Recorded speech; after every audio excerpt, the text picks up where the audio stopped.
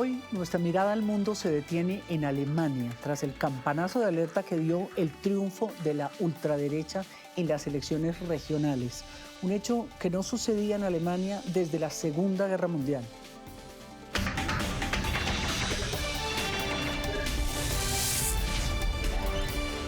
Y para analizar este tema estamos con el profesor Ralf Leiteritz. Espero que lo haya dicho como corresponde. Profesor de la Universidad del Rosario, nos ayuda usted, bienvenido primero, y nos ayuda usted a entender un poco cuál es esta coyuntura y qué quieren decir estas ultraderechas en dos regiones de lo que era Alemania del Este.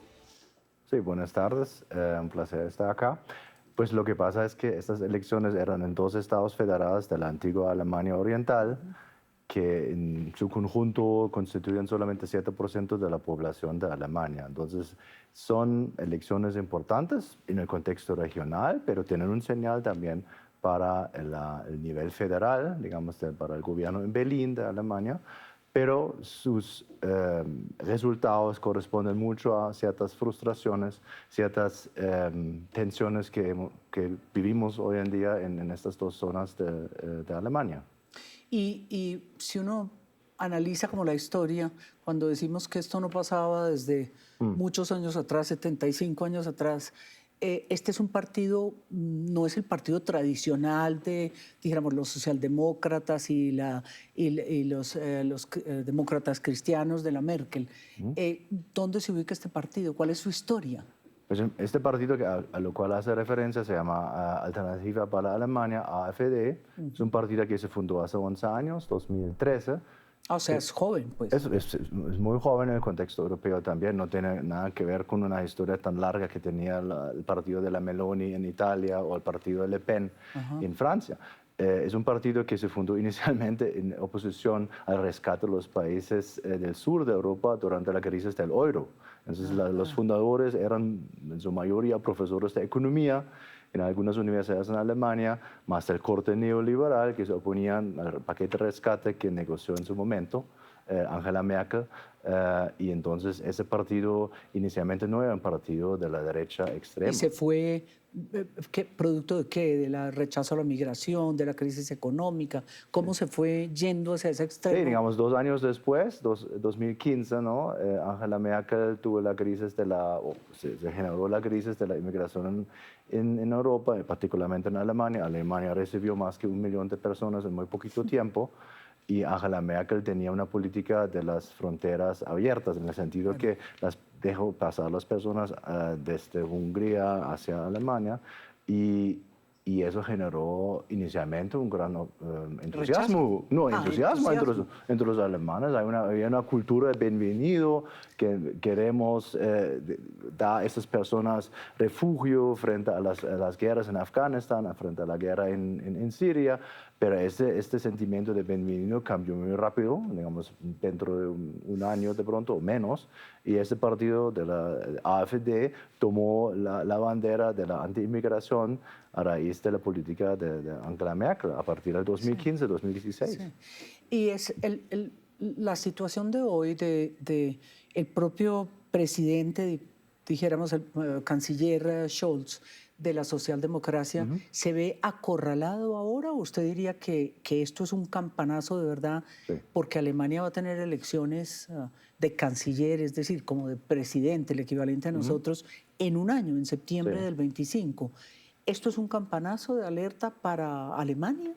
Claro que sí, y eso se va a replicar probablemente en 2 semanas cuando hay otra elección regional en Alemania, o en la antigua Alemania Oriental. Claramente es un señal de alerta, más que, digamos, alerta, es un señal de amenaza para el gobierno actual federal en Berlín. Claramente eso va a tener efectos también en el gobierno, que está compuesto por 3 partidos, ¿no? El canciller es el Partido Socialdemócrata, Olaf Scholz, pero hay 2 partidos más, el Partido Verde y el Partido Liberal, que en su conjunto forman el gobierno en Alemania. Y claramente este gobierno desde hace un tiempo es muy impopular en Alemania. Sí. Dijéramos, heredó Scholz de la canciller Merkel el problema del gasoducto histórico de Rusia que llegaba a Alemania y esa dependencia cuando se desata la guerra de Ucrania, eso también tiene que ver como con ese rechazo que ahora se lo achacan a Scholz o Claro. que le está tocando pagar el costo político y económico. Sí, digamos, yo mencioné antes que esos resultados de las elecciones tienen que ver con frustraciones específicas en Alemania Oriental, ¿no? Entonces, en estos dos estados federados en particular. Y una de estas frustraciones a la política actual del gobierno tiene que ver con la política frente a Rusia o frente a Ucrania. Digamos, este partido AfD se opuso fundamentalmente, digamos, a esta política de apoyo militar del gobierno federal para la Ucrania. Entonces, ahí hay específicamente esta actitud, posición más pro-Rusia, vemos hoy en día en la antigua Alemania Oriental. Entonces, a Scholz le cobran, digamos, su apoyo, aunque sea cautelosa, lo que quieren decir, Sí. frente a Ucrania, pero eso no cae muy bien entre la Sí. mayoría de la población. Los alemanes, la mayoría de la población quisiera una política interna más fuerte o que Hombre, no, hay una que división no nos entre- fuéramos hacia el apoyo internacional, la OTAN y eso. Es No, un no, poco- digamos, no podemos generalizar para toda Alemania. Hay una división en este sentido entre Alemania Occidental y Alemania Oriental. Digamos, en Alemania Occidental tiene mucho más apoyo a la política del gobierno frente a Ucrania, ¿cierto? Sin embargo, en Alemania Oriental la gente se siente más, con más simpatía frente a Rusia.